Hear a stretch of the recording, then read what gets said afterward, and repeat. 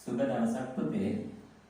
මීට කලින් පුතේ අපි එක දවසකදී ඔයාලට මතකයි කාලගුණේ පාඩම අපේ බයෝසිස්ටම් ටෙක්නොලොජි සබ්ජෙක්ට් එකේ පළවෙනි පාඩමේ MCQ පේපර් එකක් පුතේ සාකච්ඡා කරා. හරිද? එතකොට ඒකෙම දෙවැනි කොටස ඒ කියන්නේ පුතේ කාලගුණේ පාඩමේ ව්‍යුහගත රචනා සහ රචනා ප්‍රශ්න සාකච්ඡාවක් තමයි අපි අද දවසේ ආරම්භ කරන්නේ. එතකොට ඔයාලට පළවෙනි පාඩම සම්බන්ධව පුතේ මොන වගේ MCQ ප්‍රශ්න වලටද මුහුණ දෙන්නේ කියන එක ගැන දල අවබෝධයක් තියෙනවා. ඒත් එක්කම ව්‍යුහගත රචනා සහ රචනා ප්‍රශ්න වලට පිළිතුරු සැපයීම පිළිබඳව යම් අදහසක් අද දවසේ අපි අරගනිමු. හරිද? එහෙමනම් පුතේ ඔයාලගේ MCQ පේපරෙන් පස්සේ මෙන්න මේ විදිහේ ව්‍යුහගත පේපර් කොටසක් පුතේ අපි සාකච්ඡා කරන්න ගියොත් ඒකේ පළවෙනිම ව්‍යුහගත රචනා ප්‍රශ්නේ තියෙන්නේ ශිෂ්‍ය කණ්ඩායමකට තම පාසල තුල කාලගුණ මධ්‍යස්ථානයක් ස්ථාපනය කිරීමට අවශ්‍ය වී ඇත.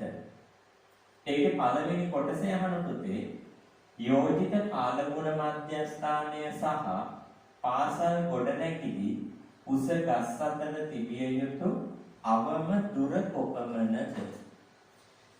කාලගුණ මධ්‍යස්ථානයකට භූමියක් තෝරගනිද්දී ඔයාලට මතකයි අපි පුතේ සාමාන්‍යයෙන් මෙන්න මේ වගේ හරියක නම් ඔය භූමිය තෝරගත්තේ අපි හිතමු මෙන්න මේ හරිය පුතේ තිබුණ ගහ.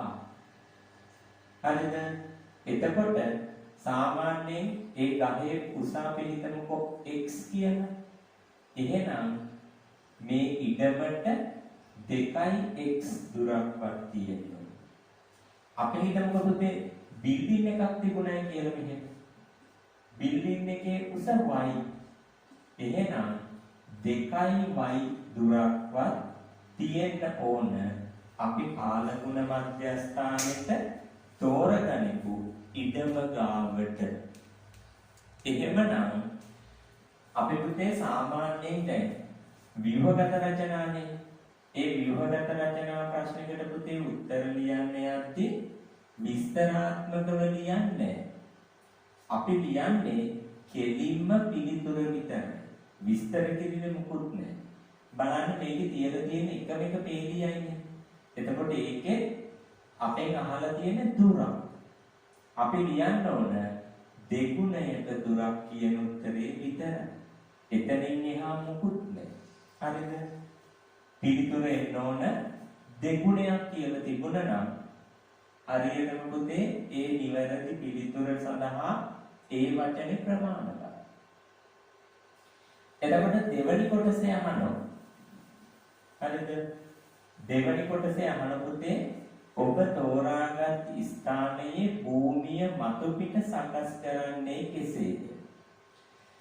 අපි පුතේ කාලගුණ මධ්‍යස්ථානයකට ඉඩමක් තෝරගෙන ඒ ඉඩමේ කාලගුණ මධ්‍යස්ථානයක් හදන්න ගියොත් අපෙන් අහනවා විශේෂ වචනයක් තියලා පුතේ highlight කරන්න ඕන මතු පිට. මතු පිට පෘෂ්ඨයේ එකක් තමයි මතු පිට සමතල වෙන්න ඕන. හරිද? එකක් සමතල වෙන්න ඕන. ඊළඟ වැඩේ කෙටි තෘණ ප්‍රභේදයක් වගා කරන්න ඕන. කෙටි තෘණ ප්‍රභේදයක් අපි වගා කරන්න ඕන. ඒ කියන්නේ තනකොළ ගත්තොත් පුතේ ඔයාලගේ ගෙවල් වල මිදුලට අල්ලන අර පෑගෙන තනකොළ තියෙනවනේ. අන්න ඒ වගේ එකක්. සමහර වෙලාවට අඩි 2-3 උස තනකොළ වර්ගයක් තියෙනවා. ඒව බෑ කෙටි තෘණ වර්ගය. ඒත් එක්කම පුතේ තුන්වෙනි කොටසේ අපෙන් අහනවා දිම්මට්ටමේ සිට වර්ෂාමානයේ මුදුන්දාරයට උස කොපමණ විය යුතුද? පුතේ දැන් සරල වර්ෂාමානයක් වෙන්න පුළුවන්. සමහර විට ස්වයංක්‍රීය වර්ෂාමානයක් වෙන්න පුළුවන්.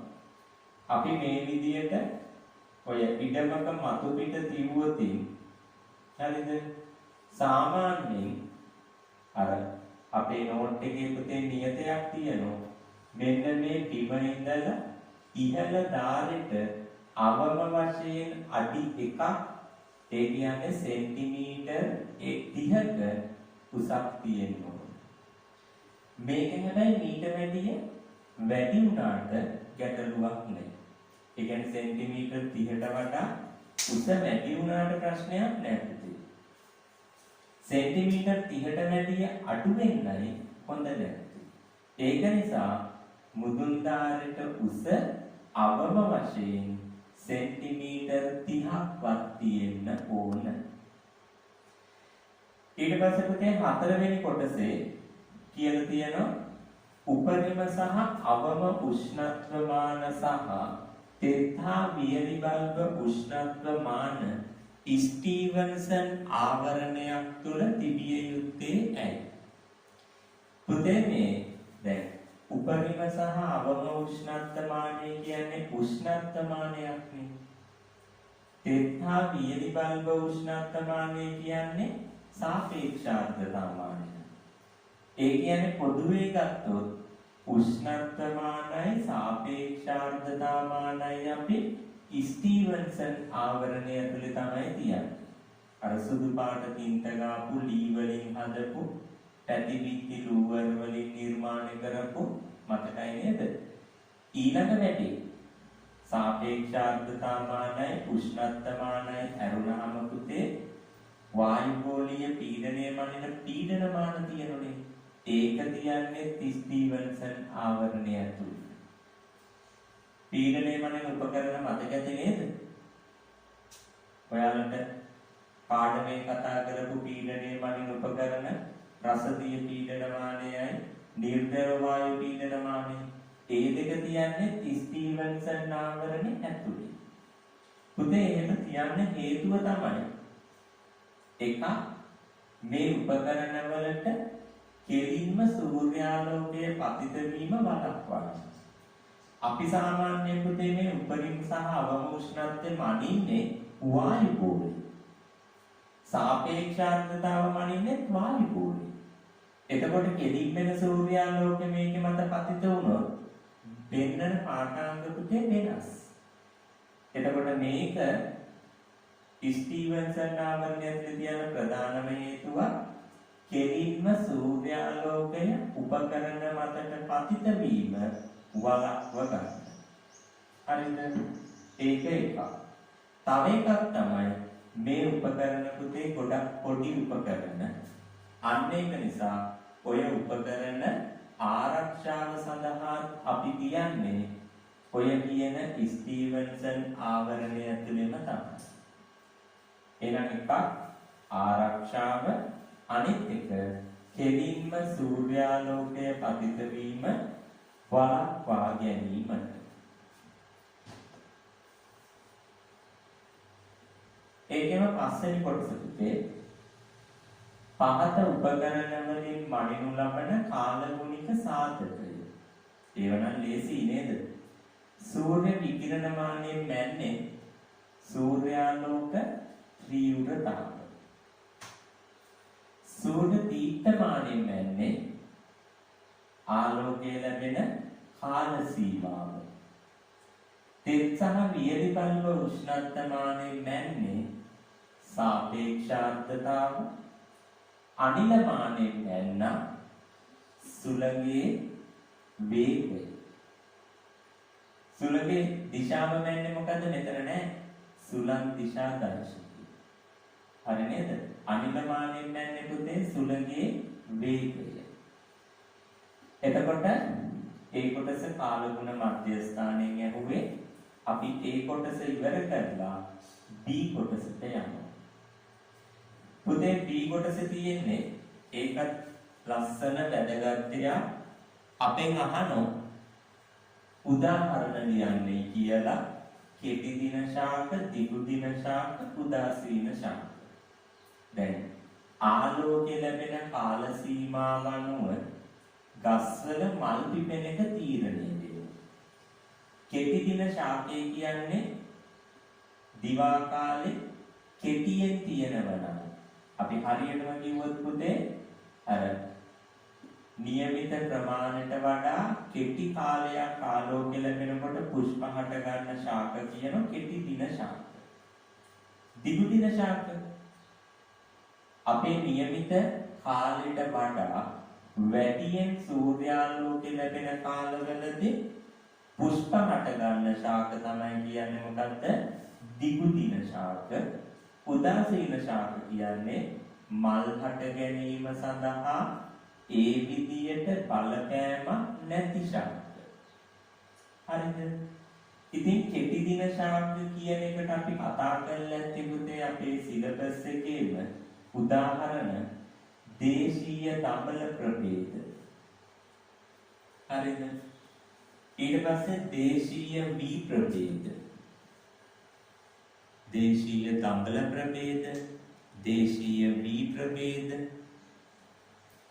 අල, උඳු, රටකජු, දුම්කල ඒ සෙට් එකම පුතේ කෙටි දින ශාක වලට උදාහරණ.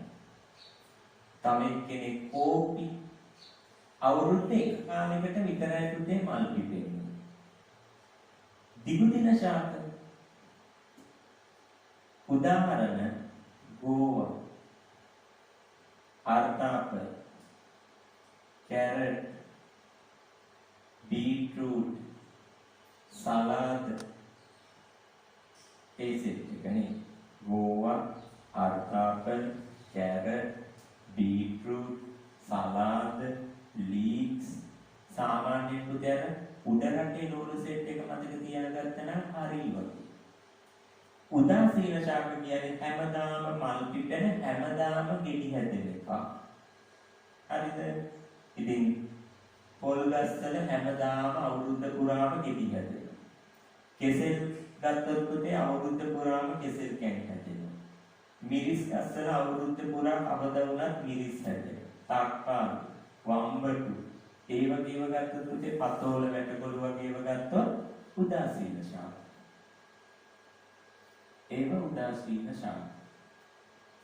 දැන් මේ කතා කරන්නේ පුතේ පුෂ්ප හට ගන්න. නැත්තම් සමහර විට අපේ දරුවෙක්ට හිතෙන්න පුළුවන් මේ දිගු දින ශාකයේ කියනකොට කැරට් ලීක්ස්, නෝපොල්, බීට්‍රූට් වගේව අවුරුද්ද පුරාම හැදෙන්නේ කියලා. හැදෙනවා. අපි පුතේ ඒ කන්නේ ඒකේ අස්සන්නනේ. මල් නෙවෙයිනේ. මලක් පිපෙන එක ගැන තමයි මේ කතා කරන්නේ. දැන් කැරට් කොච්චර පොළවේ තිබුණත් මලක් පිපෙනවා නම් පිපෙන්නේ දිවා කාලේ ගොඩක් දිග නම් විතරයි. සාමාන්‍යයෙන් ලංකාවට දිගම දිවා කාලේ තියෙන්නේ කවද්ද?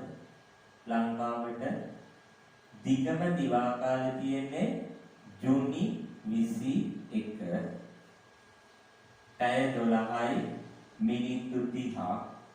කෙටිම දිවා කාලේ තියෙන්නේ දෙසැම්බර් 21 පැය 11යි මිනිත්තු 40යි.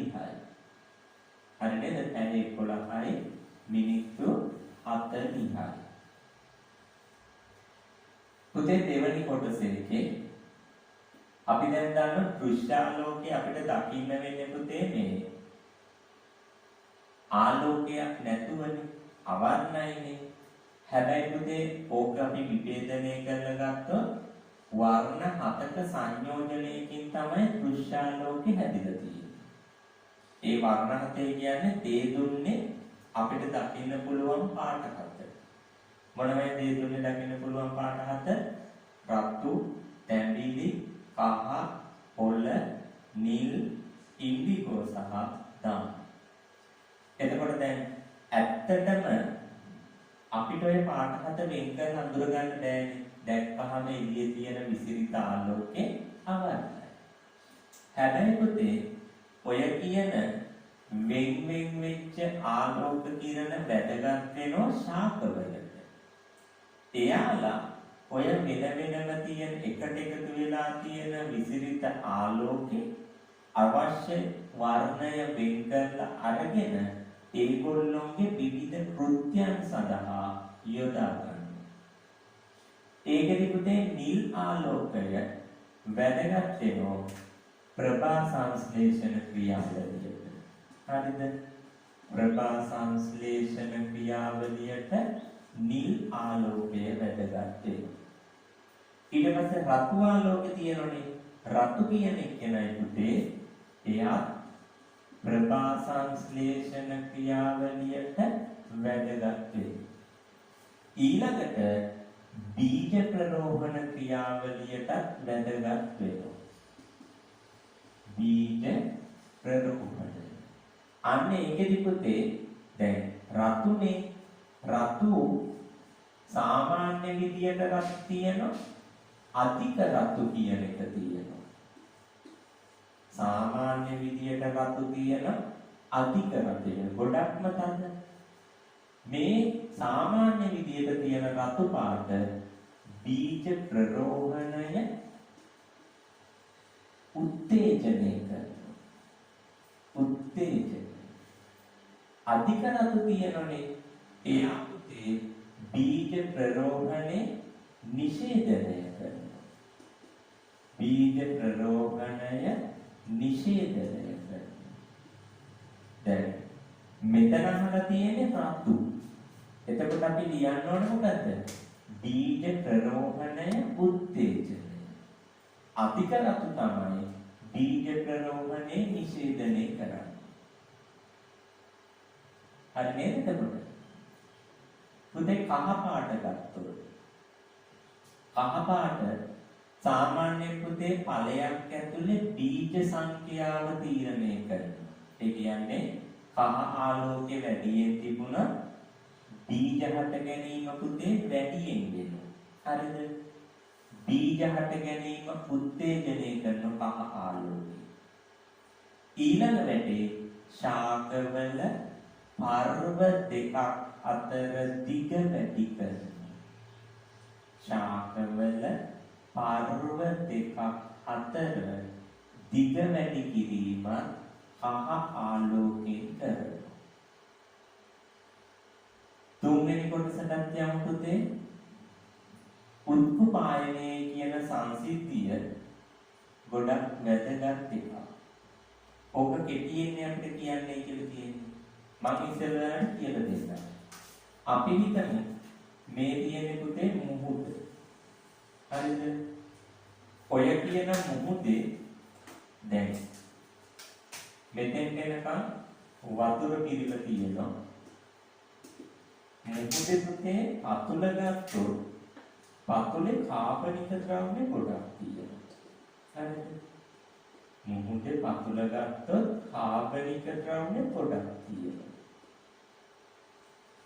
එතකොට අපි හිතමු සමහර වෙලාවෙ මෝසම් සුලං හමන කාලවලදී මුහුද මතු පිටින් පුතේ වේගෙන් හුලං හමාගෙන එනවා.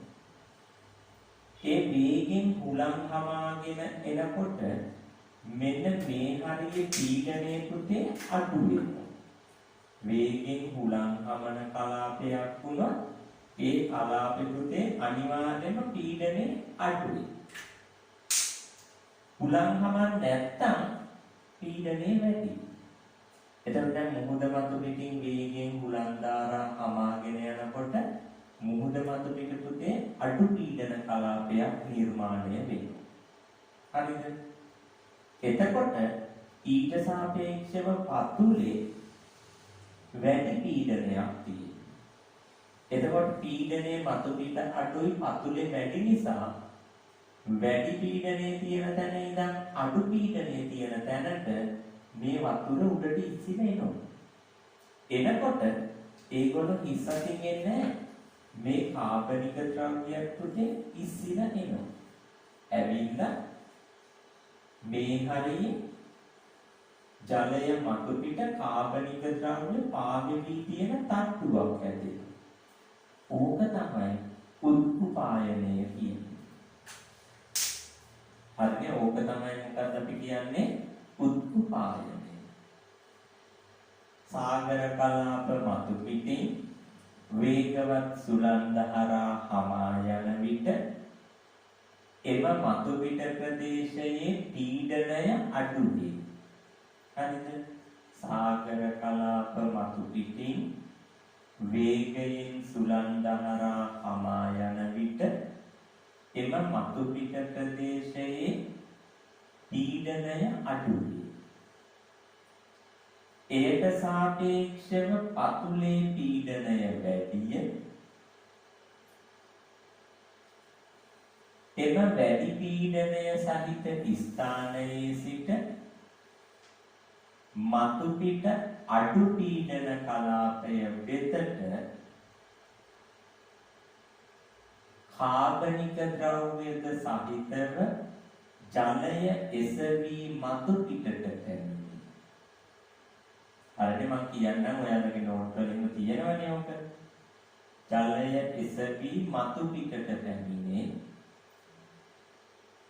එවිට මතු පිට ස්තරයෙහි කාබනික ද්‍රව්‍ය බහුල කලාපයක් නිර්මාණය වේ.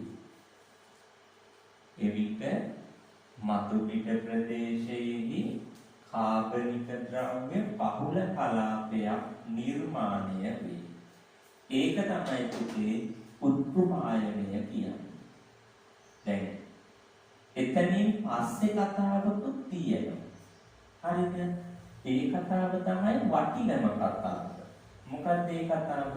දැන් උත්කුපායනය කියන්නේ පුතේ පොතෙන් දෙනකන් ටික විතරයි. හරිද? උත්කුපායනය කියන්නේ ඔතෙන් දෙනකන් ටික විතරයි. ඊට පස්සේ මොකද තියෙන්නේ? මෙතන කාබනික ද්‍රව්‍ය බහුල වුණාම ඒ ප්‍රදේශෙ පුතේ මත්ස්‍ය ජනගහණය වැඩි වෙනවා. අන්න එතකොට දීවර කර්මාන්තෙට ගොඩක් හොඳ කාලයක්. ඇයි දීවරයට පුතේ මාළු හොය හතර වටේ ඇවිදින්න ඕනේ. මේ අවඩ ප්‍රදේශයට ගියා මාළු අල්ලගත්ත ගෙදරක්. ඒක නිසා මෙහෙම උත්කුපායන ක්‍රියාවලිය වෙනකොට ඒ කලාපවල මත්ස්‍ය අස්සන ඉහළ ගිහිල්ලා දීවර කර්මාන්තයට පුතේ හිතකර කාලයක් උදා වෙනවා. හරිද? ඒකම පුතේ රෝමිලකම් 4 B කොටස. ආලෝකය ලැබෙන කාල සීමාව අනුව කිකිලියන්ගේ පිටර නිෂ්පාදනයෙහි වෙනසක් සිදුවන බව ගොවි මහතෙකු විසින් පවසයි.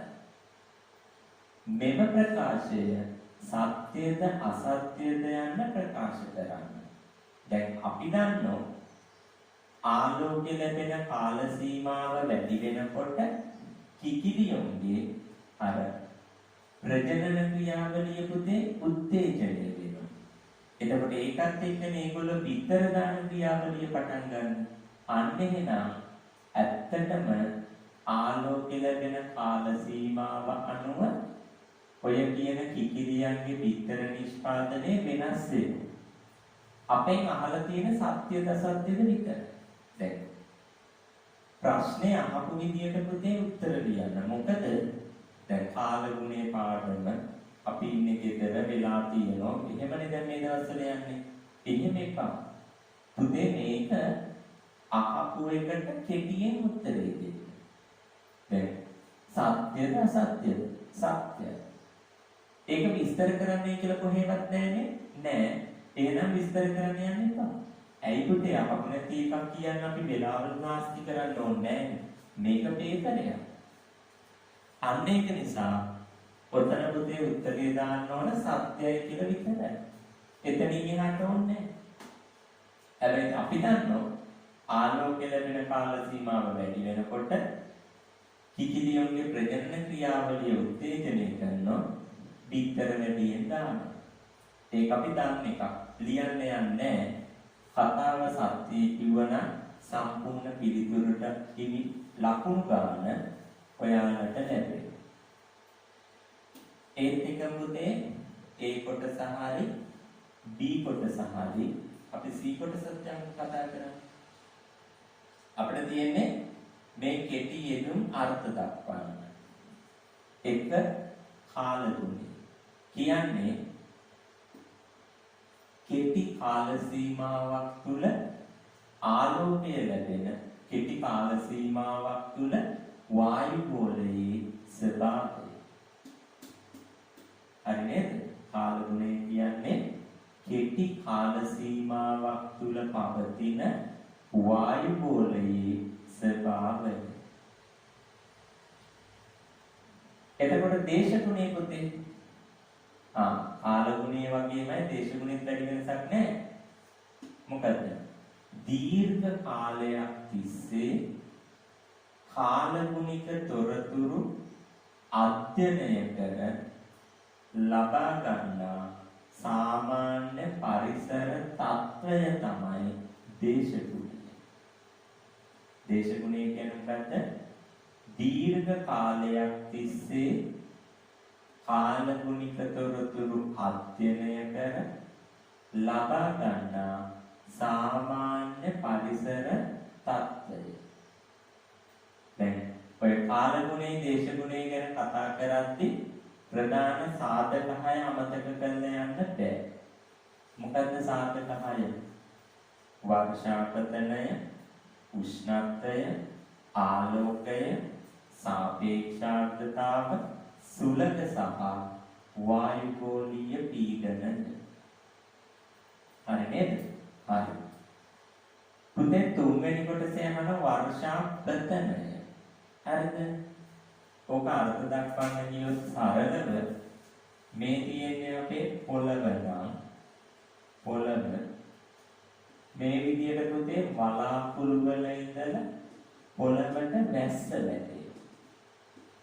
ඒ වැටෙනකොට මෙන්න මෙහෙම වැටෙන වතුර බිඳුවක විස්කම්බේ මනින්න පුළුවන් වුණොත් 0.5 මිලිමීටර අතර විස්කම්බයක් තියෙන ජල බිඳු හරිනේ 0.5 මිලිමීටර අතර විස්කම්බයක් තියෙන ජල බිඳු වලාකුළු වල සිට පොළවට පතිත වීමේ ක්‍රියාවලිය තමයි වර්ෂාපතනය.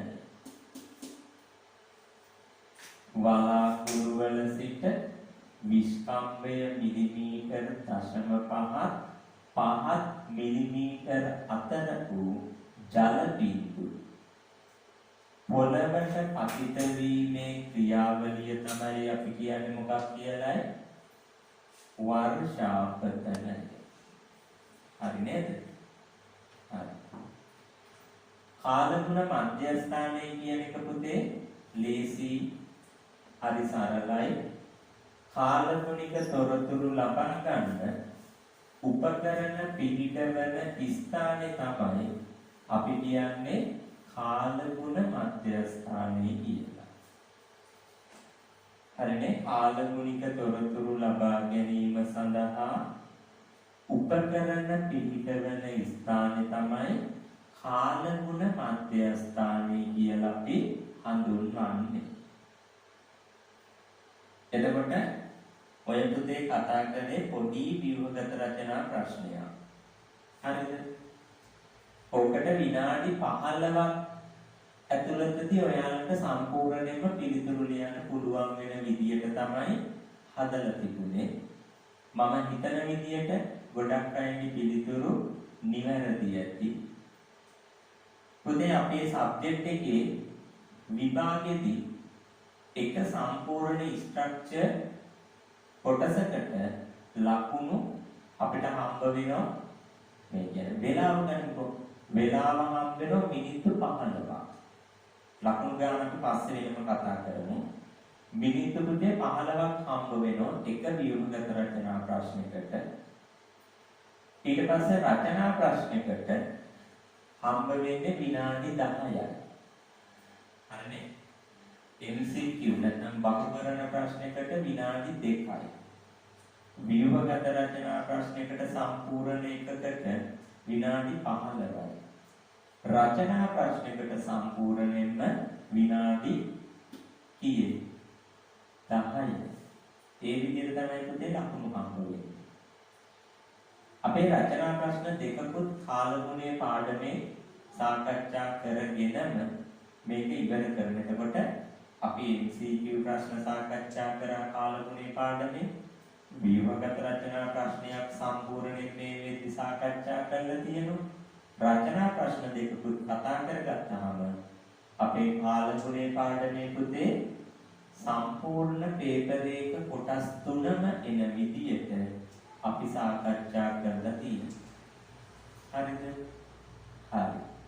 එහෙනම් රචනා ප්‍රශ්නේ අහන්නේ පුතේ කාලගුණ මධ්‍යස්ථානයක් සඳහා ස්ථානයක් තෝරා ගැනීමේදී සැලකිය යුතු කරුණු. හරිද? පුතේ මේ අපි රචනා ප්‍රශ්නයකට උත්තර ලියද්දී මෙන්න මෙහෙම දෙයක් තියෙනවා. ඒ තමයි ප්‍රශ්නේ අහන වැදගත්ම කොටසේ අර්ථ දැක්වීම ලියන්න ඕන. දැන් මේක බලන්න කාලගුණ මධ්‍යස්ථානයේ කියන එක අපි අර්ථ දක්වලා තමයි ප්‍රශ්නෙට උත්තර ලියන්න යන්නේ. හරිද? ඒක පුතේ අනිවාර්යයෙන්ම මතක තියාගන්න. අපේ සබ්ජෙක්ට් එකේ දැන් ව්‍යුහගත රචනාවල කෙලින්ම උත්තරේ ලිව්වා. විස්තර කිරීමේ මොකුත් නැහැ. රචනායකේ පුතේ අනිවාර්යයෙන්ම අපු ප්‍රශ්නේ අර්ථ දක්වන්න ඕනේ. ඒකේ තියෙන වැදගත්ම කොටස් එකක් වෙන්න පුළුවන්, දෙකක් වෙන්න පුළුවන්, සමහර විට තුනක් වෙන්න පුළුවන්. එහෙම තියෙන ප්‍රශ්න තියෙනවා. අපි අර්ථ දක්වන්න ඕනේ. වෙලාවට මේකේ එකයි. අපි ඉස්සරහට යද්දී වගේව කතා කරමු. දැන් කාලගුණ මධ්‍යස්ථානයේ කියන එක දැන් පොඩ්ඩකට කලින් අපි කතා කරා. මොකද්ද කාලගුණ මධ්‍යස්ථානය කිව්වේ? කාලගුණික තොරතුරු ලබා ගන්න උපකරණ පිළිටවන ස්ථානය තමයි අපි කිව්වේ මොකද්ද? කාලගුණ මධ්‍යස්ථානය. එතකොට අහන්නේ පුතේ ඒ සඳහා ස්ථානයක් තෝරා ගැනීමේදී සැලකිය යුතු කරුණු. එතකොට මේක ඇත්තටම ගත්තොත් අපේ සබ්ජෙක්ට් එකේ පුතේ 2015 අවුරුද්දේ හදපු පේපරේ අපේ A level විභාගේ පාස් පේපර් ප්‍රශ්නය. හරිද? එතකොට පුතේ අපි නෝට් එක කතා කරද්දී නැත්නම් නෝට් එකේදී අපේ පාඩමේදී කතා කරනව නේද? මේකට ස්ථානයක් තෝරගන්නකොට විශේෂ කරුණු කීපයක්. ඒකෙන් එකක් තමයි අර දැන් ව්‍යුහගත එකේ කතා කරේ. මොකද්ද? පළවෙනි එක අපි කතා කරා අර දැන් පොඩ්ඩකට කලින් කතා කරේ පුතේ. තෝරගන්න භූමියේ ඉඳලා අර උසගස් ගොඩනැගිලි වගේම කිට්ටුව තියෙන බෑ. එතකොට උස ශාක ගොඩනැගිලි වගේ ඒවා තියෙනවා නම් ඒවයි උස වගේ දෙගුණයක් දුරින් තමයි භූමිය තෝරගන්නේ. ඒතර පළවෙනි කරුණ අපි ලියන්න ඕන භූමිය අසල උස ශාක ගොඩනැගිලි නොතිබී. හරිද? දැන් රචනා ප්‍රශ්නේ පළවෙනිම නීතිය මොකද්ද? අර්ථ දැක්වීම ලියුවා. දෙවෙනි එක තමයි අපි පුතේ ලියන්න ඕන දැන් විශේෂයෙන්ම මතක තියාගන්න ඕන රචනා කියනකොට අපිට මතක් වෙන්නේ පුතේ O level සිංහල වලට කතා කරපු රචනාව. ඒකේ තියෙනනේ වචන 250කට නොමඩු රචනාවක් කියලා. හැබැයි අපේ සබ්ජෙක්ට් එකේ රචනා කිව්වට පුතේ ලියන්නේ රචනා නෙවෙයි කරුණු. දැන් පළවෙනි මම එක දාලා ලියවනේ අර්ථ දැක්වීම ලියව පළවෙනි කරුණ තමයි භූමිය අසල උස ශාක ගොඩනැගිලි නොතිබී. ඒක යටතේ අපිට පොඩි විස්තරයක් දාන්න පුළුවන්. එහෙම තියෙනවා නම් ඒවායේ උසමෙන් දෙගුණයක් දුරින් පිහිටි භූමිය තෝරාගත යුතුයි. කරුණ ලියලා අපිට පුළුවන් නම් විස්තර කරන්න කරුණු තියෙනවා නම් පොඩි එක වාක්‍යයකින් පුතේ විස්තර කරනවා. කොහොමද ඒක කරන්න ඕන? කරුණලිව භූමිය අසල උස ශාක සහ ගොඩනැගිලි නොතිබී. යටින් විස්තරය කියන්නේ කොහොමද? උස ශාක ගොඩනැගිලි පවතිනම් ඒවායේ උසමෙන් දෙගුණයක් දුරින් පිහිටන භූමියක් තෝරාගත යුතුය. ඊට පස්සේ දෙවනි කරුණ. මේ රචනා කිව්වට අපි කියන්නේ කරුණ. විභාගෙදිත් එහෙමයි. ටයිම් එක විනාඩි 10යි. අර කියන වචන 200ක 250ක රචනාවක් නෙවෙයි මේ. අපි ලියන්නේ කරුණු. ඒක පුතේ විභාගෙදි ෆුල් මාක්ස් ගන්න ලේසි සහ හොඳම ක්‍රමයක්. හරිද? දෙවැනි එක විදිහට අපි තෝරගනිමු ආසන්නයේ ජල ප්‍රභව. ආසන්නයේ ජල ප්‍රභව නොතිබී. අන්න දෙවෙනි කරුණ. අපි තෝරගන්න තැන පුතේ කිට්ටුව ජල ප්‍රභව තියෙනවා. එතන යටින් එතන මොකද කියන්නේ? භූමිය ආසන්නයේ ගංගා වැව් වැනි ජලාශය නොමැති ස්ථානයක් විය යුතුයි. භූමිය ආසන්නයේ ගංගා වැව් වැනි ජලාශය නොමැති ස්ථානයක් විය යුතුයි. තුන්වෙනි කරුණ ප්‍රදේශය කරුණු ලියන්නේ ප්‍රදේශය නියෝජනය වන භූමිය තෝරා ගැනීම. අන්න කරුණ. මොකද තුන්වෙනි කරුණ? ප්‍රදේශය නියෝජනය වන භූමිය තෝරා ගැනීම. කරුණ ලියලා ඊට යටින් පුතේ විස්තරය ලියනවා. මොකද විස්තරය? ප්‍රදේශයේ දක්නට ලැබෙන භෞතික සහ භූවිද්‍යාත්මක ලක්ෂණ සහිත භූමියක් තෝරාගත යුතුයි. හරිද? ප්‍රදේශයේ දක්නට ලැබෙන භෞතික සහ භූවිද්‍යාත්මක ලක්ෂණ පවතින භූමියක් තෝරාගත යුතුයි. 4 ළඟා වීමට පහසු. ළඟා වීමට පහසු ස්ථානයකින් අපි භූමියක් තෝර ගන්න ඕන. ඒ කියන්නේ පුතේ අපි පාඨාංක ගන්න නම් අනිවාර්යයෙන්ම යන්න වෙන ඕනේ විතර. අන්න එහෙනම් ළඟා වෙන්න පුළුවන් ප්‍රවාහන පහසුකම් තියෙන ඒ වගේ තැනක් තමයි අපි තෝරගන්නේ. තව කරුණක් කතා කරොත් අපි කාලගුණ මධ්‍යස්ථානයේ හදලා ආවයින් පස්සේ පුතේ ගම් වතුරට කාලගුණ මධ්‍යස්ථානය යට වෙලා. එතකොට වැඩි හරියන්නේ නැත්නම් එතන පස්කන්ධ කඩාගෙන ඇවිල්ලා නායකී කාලගුණ මධ්‍යස්ථානේ පස්සලට යට වෙලා. එහෙමත් එහෙනම් ස්වාභාවික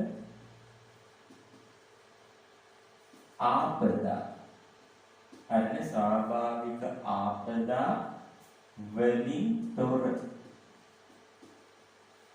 ස්වාභාවික ආපදා වලින් තොර භූමිය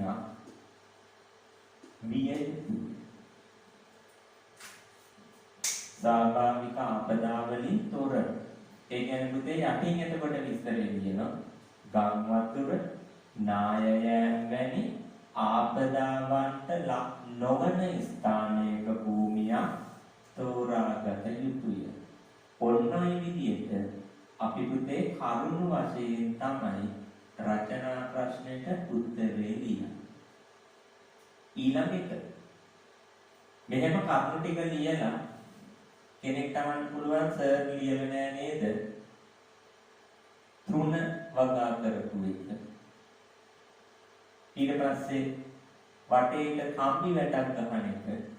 මේක තව එකක් ලියමු ගමන් 6 වෙනි එක මම කියන්නම්. සමතල භූමියක් වෙනව නම් හොඳයිනේ. මොකද ඒකට ලේසි. සමතල භූමියක් නෙවෙයි නම් පස්සේ ඩෙකෝ එකක් දාලා සමතල කරගන්න පුළුවන්. ප්‍රශ්නය මොකද තියෙන්නේ? කාලගුණ මධ්‍යස්ථානයක් සඳහා ස්ථානයක් තෝරගනිමු. දැන් අපි ස්ථානෙ තෝරනකොට පුතේ වටේට කම්බි වැටක් ගහලා නැත්නම් එතන තෝරගන්නේ නැද්ද? හරිද? තෝරගන්න ඕන. තියනවා නම් හොඳයි. නැත්නම් අපි පස්සේ කම්බි වැටක් ගහගන්න. ඒ කියන්නේ භූමියක් තෝරගන්නකොට කම්බි වැටක් ගහලා තියෙනවද නැද්ද කියලා බලන්නේ නැහැ. පස්සේ තමයි කම්බි වැට ගහන්නේ. පස්සේ තමයි ඉඩම සමතල කරලා තනකොළ වගන්නේ. ඒක නිසා පුතේ තෘණ වගා කරපු එකයි කම්බි වැටක් ගහන එකයි දෙක මේ ප්‍රශ්නේ මේකට ලියන්න. ලිව්වට ලකුණු හම්බ වෙන්නේ නැහැ. අපරාධය අපේ වෙලාව. කාලගුණ මධ්‍යස්ථානයේ වටේට කම්බි වැටක් තියෙන්න ඕන තමයි. ඒ වගේම කාලගුණ මධ්‍යස්ථානයේ මත පිට තෘණ වගා කරලා තියෙන්න ඕන තමයි. හැබැයි පුතේ ඒ දෙකම කරන්නේ ඉඩම තෝරගෙන ඊට පස්සේ තෝරගන්නකොට බලන්නේ තනකොළ තියෙද කියලා. තෝරගන්නකොට අපි හොයන්නේ කම්බි වැටක් තියෙද කියලා. ඒව බලන්නේ ඔක්කොම ටික කරලා ඉවර වෙලා පුතේ පස්සේ තමයි අපි ඒව හදන්නේ. අපේ ඔය කරුණු දෙක ලියුවොත් අපි ලියන්න යන වෙලාව අපරාධේ. මොකද ලකුණු හම්බ වෙන්නේ නැහැ ඒකට. හරි නේද පුතේ? ඒක නිසා නෝට් එකේ තියෙන ඔක්කොම කරුණු ටික අපි ලිව්වයි කියලා ලකුණු හම්බ වෙන්නේ නැහැ. හරිද? අපිට අදාළ ටික විතරයි අපි ලියන්න ඕනේ. අන්නේ කාලගුණ මධ්‍යස්ථානයේ ඉඩම තෝරගන්න කියනනම් හරි. දෙවෙනි රචනා ප්‍රශ්නෙකුත් තියෙනවා. ඒකත් කතා කරමු. මොකද ස්වයංක්‍රීය කාලගුණ මධ්‍යස්ථාන ගැන පුතේ වැඩි අපේ සබ්ජෙක්ට් එකේ අහලා නැහැ. ඒක නිසා මේ වගේ එකක් අපි කතා කරමු. අහන ස්වයංක්‍රීය කාලගුණ මධ්‍යස්ථානයක් පිළිබඳව විස්තර කරන්න. අපි අර කලින් කතා කරා. අනිවාර්යයෙන්ම ස්වයංක්‍රීය කාලගුණ මධ්‍යස්ථානයක් කියන්නේ මොකක්ද කියලා විස්තර කරලා ඉන්න ඕනේ. ස්වයංක්‍රීය කාලගුණ මධ්‍යස්ථානයක් කියන්නේ මොකක්ද? සංවේදක භාවිතා කරලා ස්වයංක්‍රීයව තොරතුරු ලබාගත හැකි නැත්නම් කාලගුණික තොරතුරු ලබාගත හැකි ඒකකයක් නැත්නම් ව්‍යුහයක් තමයි ස්වයංක්‍රීය කාලගුණික මධ්‍යස්ථානය කියන්නේ. ඒක ලියලා තමයි පුතේ ප්‍රශ්නෙට උත්තර ලියන්න පටන් ගන්න. මොකක්ද අපි ලියන්න ඕන? මොකක්ද?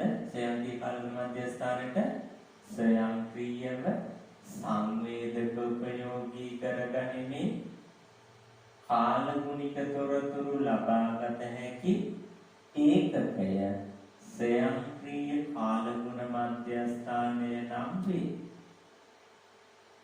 හරිද? ඊට පස්සේ ඕකේ තියෙන ප්‍රධාන කොටස් තුනක් අපිට කතා කරන්න. අපි එහෙමම දාමු. මෙහි ප්‍රධාන කොටස් තුනක් පිළිබඳව සාකච්ඡා කළ හැකිය කියලා දාලා එක සංවේදක උපාංග.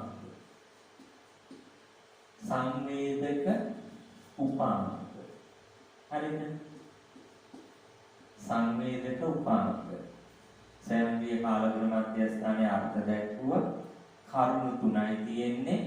සංවේදක උපාංගයි ඊට පස්සේ පුතේ ඕකේ තියෙනවා පුනරාරෝපණය කළ හැකි බැටරිය. පුනරාරෝපණය කළ හැකි බැටරිය. ඒ කියන්නේ charge කරන්න පුළුවන් එක. තුන්වෙනිය දත්ත එකතු කරන කොටස. දත්ත එකතු කරන කොටස.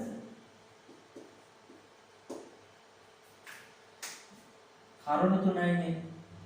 දැන් පළවෙනිය සංවේදක උපාංග කියලා ලියලා පුතේ අපි ඒක යටතේ පොඩි විස්තරයක් ලියනවා. මොනවයි අපිට ලියන්න තියෙන්නේ මේක යටතේ? සංවේදක උපාංග යටතේ මොනවයි ලියන්න තියෙන්නේ? අපිට ලියන්න පුළුවන් සාමාන්‍ය කාලගුණ මධ්‍යස්ථානයක පාවිච්චි කරන සියලුම උපාංගවල ස්වයංක්‍රීයව දත්ත එකතු කරගන්න පුළුවන් සංවේදක මෙම ඒකකය ඇතුලේ පිහිටවලා තියෙනවා. හරිද? ඒකත් එක්කම නෝට් එකේ තව පොඩ්ඩක් පුතේ මේ ඔයාලා හොඳට මතක් කරගන්න. සාමාන්‍ය කාලගුණ මධ්‍යස්ථාන කියන සියලුම උපකරණ වල තොරතුරු ගන්න පුළුවන් සංවේදක තියෙන සෙන්සර්ස් හයි කරලා තියෙනවා. එතකොට ඒකට අමතරව මෙන්න මෙහෙම එකක් ඔයාලා සයිලෝමීටර් කියන එකක් මේකේ තියෙනවා. ඒකෙන් කරන්නේ වලාකුළු වල උස මානිනවා. හරිද? සයිලෝමීටර් කියන එකක් තියෙනවා. ඒකෙන් වලාකුළු වල උස මානිනවා. ඒක සාමාන්‍ය කාලගුණ මධ්‍යස්ථානයක නැති එකක්. එතකොට දෙක පුනරාරෝපණය කළ හැකි බැටරියනේ. පුතේ මේ සංවේදක වැඩ කරන්න නම් දැන් දත් එකතු කරනකොට කියනකොට අපි හිතමුකෝ ෆෝන් එකක්, ලැප්ටොප් එකක්, එහෙම නැත්නම් ලොකු පරිගණකයක් වගේ එකක් කියලා. ඒතර මේකට මේ සංවේදක වැඩ කරන්න විදුලි බලය අවශ්‍යයි. ඒ විදුලි බලය මේ උපකරණයට දෙන්නේ මේ බැටරිය කරා. ඔය බැටරිය charge කරන්න පුළුවන් එක. හරිද? එතකොට charge කරන එක ගොඩක් වෙලාවට මේකේ තියෙන පොතේ සූර්ය පැනල කොටසක්. හරිද? එතකොට පුනරාරෝපණය කළ හැකි බැටරියක් මේකට ඕන මොකටද? සංවේදක උපාංගයි දත්ත එකතු කරන කොටසයි ක්‍රියාත්මක කරන්න අවශ්‍ය කරන විදුලි බලය ලබා ගන්න. ඒ බැටරිය charge කරන්න තියෙන සූර්ය කෝෂ. සමහර වෙලාවට සුළං විදුලිය ජනනය කරන එකක් තියෙනවා. හැබැයි පුතේ ඒත් එක්කම අපි හිතමුකෝ දැන් සූර්ය පැනලකින් මේක බැටරිය charge කරනවා කියලා. පුතේ හදිසියෙන් හරි එක දිගටම වැස්සක් ආවා. සමහර රටවල සීත කාල තියෙන බිම වැටෙන. අන්න එහෙම කාලයක් වුණොත් මේ බැටරිය charge කරන එකේ ගැටලුවක් තියෙන නිසා අර අපේ රැහැන්ගත විදුලිය තියෙනවනේ ගෙවල් වලට දෙන. අන්න ඒකත් මේකට දීලා තියෙනවා. එතකොට අපි මේක ලියනවා නම් මොකද ලියන්නේ? සංවේදක උපකරණ සහ දත්ත එකතු කරන කොටස බලාත්මක වීමට අවශ්‍ය විදුලි බලය ලබා ගනුයේ පුනරාරෝපණය කළ හැකි බැටරිය. හරිද? එම බැටරිය පුනරාරෝපණය වීම සූර්ය කෝෂ සුළං විදුලිය මගින් සිදු කරගත හැකියි.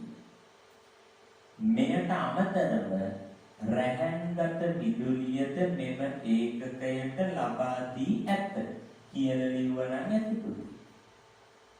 ඒක ලියවනම් ඇති. ඊට පස්සේ දත් එකතු කරන කොටස ඒක යටතේ අපිට ලියන්න පුළුවන් සංවේදක මගින් ලබා ගන්නා දත්ත එකතු කිරීම, ගබඩා කිරීම, ඊට පස්සේ අපිට ඕන නම් ඔක ලස්සනට විශ්ලේෂණාත්මකව සකස් කිරීම, ඒ ටික කරන්නේ මේකේ. ඒකත් පුතේ මේ ව්‍යුහෙමයි තියෙන්නේ. හරිද? ඒකත් මේ ඒකකේම තියෙන එක. එතකොට ඔය කියන දත් එකතු කරන කොටසෙන් ඒ දත්ත එකතු කරගන්න එක වැදගත් වෙනවා. සමහර වෙලාවට ඒක ලස්සනට ප්‍රස්තාර විදියට හදන අන්න ඔය තුනට අදාළව ලියලා හරිද? අර්ථ දැක්වීම ලිව්වා. සංවේදක උපාංග ගැන පොඩ්ඩක් අපි ලිව්වා. පුනරාරෝපණය කරන බැටරිය ගැන කතා කරා. දත් එකතු කරන කොටස ගැන ලිව්වා. හරිද? චුට්ටක් කොහොම හරිද? ඊට යටින් පුතේ අපි අනිවාර්යයෙන්ම තව ලියන්න ඕන මෙන්න මේක. ඒ තමයි මේ කියන ස්වයංක්‍රීය කාලගුණ මධ්‍යස්ථාන උපකරණ අපි සවි කරනෝ අර කණුවකට. ඒ කණුවට අපි කියන කුඹ ගස. ඒ කණුවට අපි කියන කුඹ ගස. හරිද? කුඹ ගස. කණුවකට හයි කරලා තමයි තියෙන්නේ. හරිද? එතකොට මේ කණුවේ තමයි ඔය උපාංග කොහොම හයි කරලා තියෙන්නේ. මේ ටික වැදගත් අහගෙන ඉන්න. දැන් ඒ කුඹගසේ සමහර කුඹගස් තියෙන මීටර 2යි ඉස්ස. තව සමහර ඒවා මීටර 3, මීටර 10, මීටර 30 උස කුඹගස් තියෙනවා. අන්න එතකොට ඉතින් අපිට කියන්න පුළුවන් මෙම සයන්ක්‍රීය කාලගුණ මධ්‍යස්ථානයේ ප්‍රධාන උපාංග මේ තුන් දෙනානේ. සවි කරනු ලබන උස පුරුණ කුඹගස නම් වේ. එහි විවිධ උසවල් පවතී. මීටර 2ක් උස කුඹගස් ගන්නේ කාටේ? මිනිසාට වැදගත් කාලගුණික තොරතුරු එකතු කරන්න. මීටර 3ක් උස කුඹගස් ගන්නේ භෝග වගාවලට වැදගත් වෙන කාලගුණික තොරතුරු එකතු කරන්න. මීටර 10ක් උස ඒවා ගන්නේ උස ගස් ගොඩනැගිලි වගේ ඒවා තියෙනවා නම් ඒවා මගහැරලා තොරතුරු එකතු කරගන්න. එතකොට මීටර 30 ගන්නේ පුළුල් පරාසයක් පුරා පැතිරිච්ච තොරතුරු එකතු කරගන්න. ඒකත් පුතේ එතකොට සම්පූර්ණයි. හරිද? ඒකත් සම්පූර්ණයි. දැන් ඔතනින් පස්සේ තව චුට්ටක් ඔයාලට මම විශේෂයෙන් දෙයක් මතක් කරන්නද? හරිද? විශේෂ දෙයක්. ඒ තමයි පුතේ දැන් අපි කතා කරනෝ නේද මේ කියන සයන්කීය කාලගුණ මධ්‍යස්ථානේ අපිට පුළුවන් කියලා ගොඩක් දුර ඈත ඉඳලා අන්තර්ජාලයෙන් තොරතුරු ගන්න. Wi-Fi ඒ වගේ තාක්ෂණ පාවිච්චි කරලා දුර ඉඳලා මේ தත් එකතු කරනකොට සෙන්පුතේ තොරතුරු ටික ගෙන්න ගන්න පුළුවන් ලැප්ටොප් එකට, ෆෝන් එකට. ඒකට පහසුකමත් මේකේ තියෙනවා. ඒකත් වෙනම යටින් ලිව්වට කමන්නේ හොඳයි. හැබැයි විනාඩි 10කදී මේ ඔක්කොම ටික ලියවිලා තියෙනවා. අපි ටික වෙලාව හදන්නවා. හොඳද? බය වෙන්න එපා. පුළුවන්. අන්න එතකොට අපි කලින් දවසේ CPU කතා කරා කාලගුණේ පාඩමේ අද දවසේ ව්‍යුහගත රචනා සහ රචනාවලට කොහොමද පිළිතුරු ලියන්නේ කියලා පුතේ කතා කරා. ඒත් එක්කම තව ඊළඟ දවසේදී අපි ඊළඟ කොටසේදී තවත් ඔය විදියටම පුතේ අපේ සබ්ජෙක්ට් එකට අදාළ සාකච්ඡාවක් කරමු. එතකන් ඔයාලා වැඩ ටික කරගෙන පාඩම් කරගෙන ඉන්න පුතේ සියලුම දෙනාට සුබ දවසක්. පරිස්සමින් ආදරෙන් කියන්නේ ගෙදරට වෙලා වැඩ ටික කරගෙන ඉන්න. එහෙනම් පුතේ බුදු සරණයි. අපි ඊළඟ දවසේ මේ විදියටම තවත් සාකච්ඡා